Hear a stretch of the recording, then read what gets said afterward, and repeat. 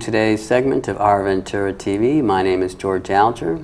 Today we're going to be talking about ocean exploration and Nautilus Live, and our guest expert is Melissa Baffa. Welcome, Melissa. Hi, thanks for having me.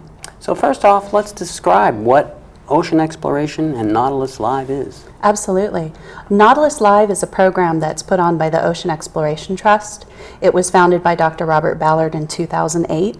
He spent a long career, very storied. People know him for discovering the Titanic, for example, exploring the ocean, and finally decided he wanted to, be fully in charge on his own ship and explore the ocean for exploration's sake.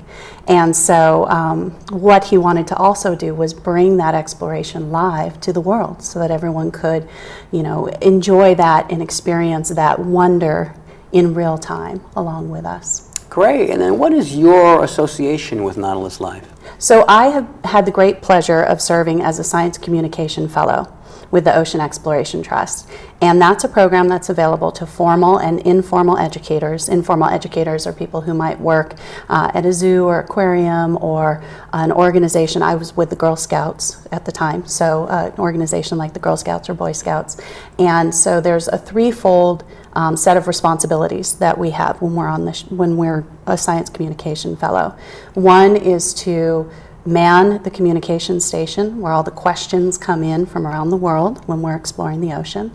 Another is to do a series of live interactions from aboard the ship with various, museums and zoos and aquariums and places around the world.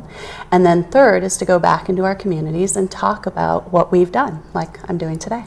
Good. So now this is open to people from around California, around the world? How does that work? People from around the world. Okay. Yeah, so there's actually a number of different programs that the Ocean Exploration Trust has. And so the Science Communication Fellowship program takes usually about 15 to 25 people per year. This year was a little bit less, 17 it was our number, because we had a little bit of a shorter season. But we do take people from all around the world. It's a competitive process. And then there's a couple other programs that we have where we actually invite high school seniors and college students to come out and join us on the ship. What an exciting opportunity. Yes. So let's take a look at these heads that you've brought here. They are pretty interesting as a prop. So we have two here. We have two.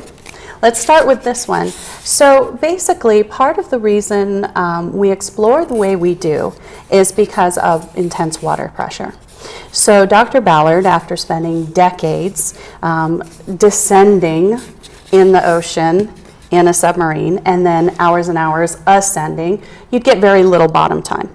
And so he got very frustrated. In an 8-hour dive, you might only get 2 hours on the bottom. And thought, well, wouldn't it be a lot smarter to send robots down in our place and send the video feed up to the ship where we can all see it. We're not in danger of this intense water pressure that wants to crush us, etc. So as part of our exploration, we have a pair of ROVs, or remotely operated vehicles, that actually do the diving for us. And there's a pair of them. One is called Argus, and it's hung right off of the ship, basically. Dr. Ballard calls it a dope on a rope, because it doesn't do much other than weigh down or take the motion of the ship, I should say, really. And then it is connected to Hercules, which is another ROV that actually is more nimble, has a couple of manipulator arms, and can pick up samples. They both have lights and cameras, and they are very, very sturdy vehicles, because as you go down deeper and deeper in the ocean, you have this tremendous water pressure. So I did an experiment this year where I took two identical styrofoam heads, and I had friends and family and Girl Scouts and people aboard the ship all sign and decorate my styrofoam heads. And then I added, the mohawks just for fun. And I named them Diego and Pedro, because I got on the ship in San Diego and off the ship in San Pedro. And then we had a social media contest to see who was going to get shrunk. Well, this is Diego, so the one that got shrunk is Pedro. Pedro actually went down to 11,000 feet underneath the ocean. So Pedro was exposed to about 4,700 pounds per square inch of pressure. And to really underscore this, so Pedro was the same size Yes. as Diego at the top. Yeah. Okay. Yeah, they were the exact same size. They were identical. The only way that they were different was the color of their hair and, how people decorated them. Wow. That is amazing. Truly amazing. And how quickly did it take? How quickly did this shrinking process occur? Oh, it was immediate as the vehicle descended. So on this particular dive, we dove down to 11,000 feet, and that took probably about 2 hours or so to get to the bottom. But that's just because it was limited by how quickly our winch could drop the vehicles. If this was attached to a weight and was able to just free fall and drop, it would have just crushed immediately. Okay, so when you say attached to the vehicle, so these are on the outside of the vehicles. Yeah. So that was actually in like a mesh laundry bag in a crate, in a milk crate that was strapped to Argus, that first ROV that sits in the midwater. Yeah. Wow. Yeah. So since we're talking about this, just as a point of reference, how safe is it? How far can humans go underneath the water safely? Oh, not very far at all. I mean, scuba divers have all sorts of problems. For example, if you are diving and you ascend too quickly, you can get the bends, for example, from nitrogen bubbles, coming out, and actually very, very painful, can even cause death. So that's part of the reason why submarines like Alvin, which Dr. Ballard spent a lot of time exploring in, are basically armored, to protect themselves. But the smallest flaw in that vehicle could cause, an ingress of water, which could just tear the whole thing apart. And he has some really fascinating stories that I found I can't read before I go to bed at night because my brain gets too excited, talking about those early days of ocean exploration in those vehicles and why this method with ROVs and this concept called telepresence, where we're not sending people to the bottom of the ocean, but as he puts it, we're sending the human spirit to the bottom of the ocean, makes a lot more sense. And that way too, when we're exploring, we have people up top on the ship who sit 4-hour watches, which means you are on for 4 hours, off for 8 hours, on for 4 hours. And so every 4 hours you get a fresh crew, who's well rested, who's well fed, who's more alert and able to do what we need to do. Nice. Yeah. So let's learn a little bit more about Nautilus Live, and particularly the opportunities that people can avail of themselves. So speak to that. Absolutely. Well, anybody can tune in through the website, and the website is nautiluslive.org. And during the exploration season, they actually live stream video from exploration.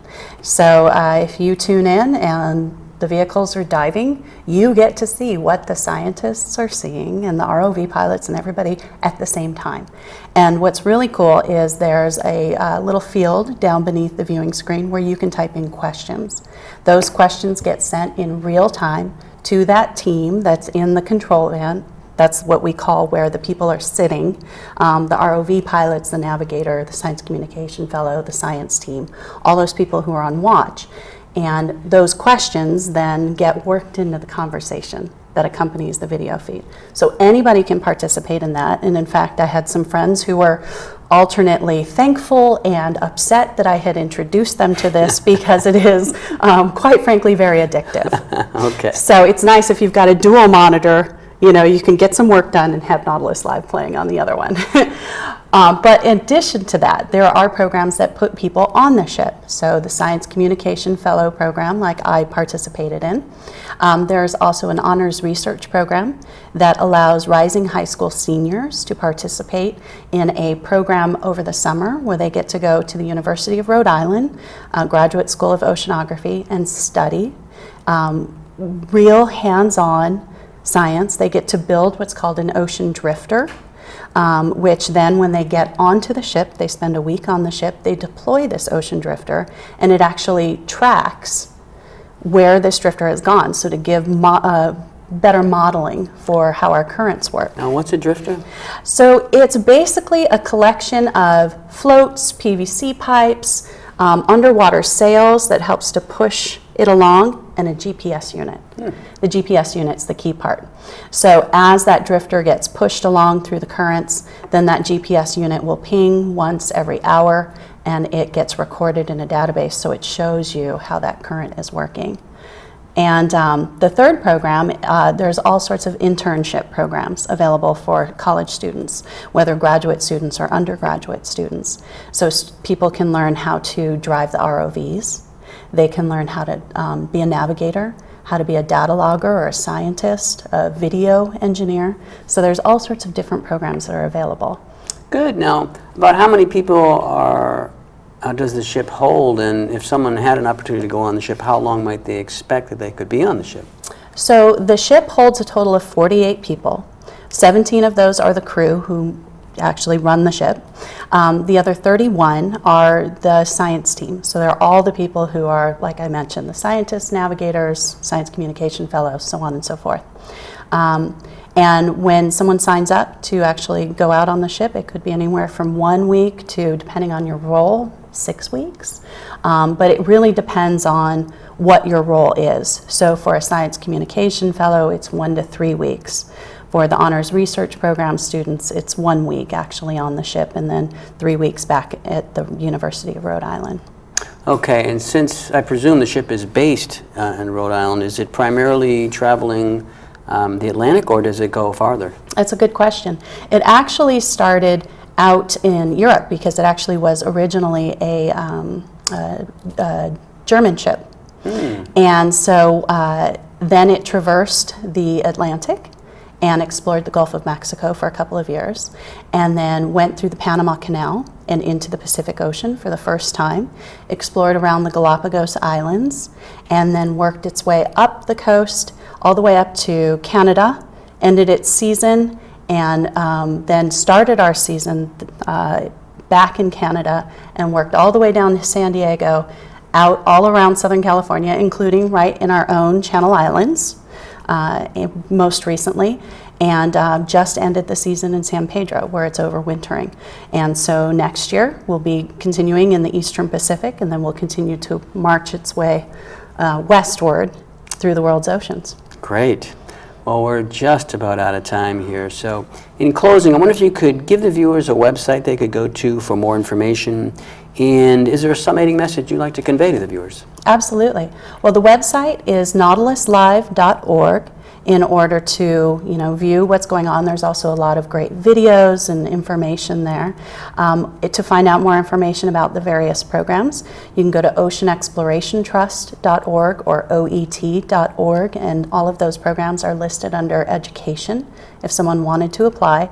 Those application periods usually run from the late fall to the very early winter, January, February. So if someone's interested, that's the right time of year to apply. And I would just say that, I've been very, very grateful for the opportunity to do this and for the opportunity to share it with everyone. People get really excited about ocean exploration, and it's been a blast to see things go viral, like the purple stubby squid we experienced this year. And so go onto the Nautilus Live website, look for the stubby squid. It's this ridiculous looking purple squid with big googly eyes that you wouldn't believe actually exists, but it's real. Melissa, thank you very much. Thank you. This is George Alger signing off for this segment of Our Ventura TV. Until we meet again.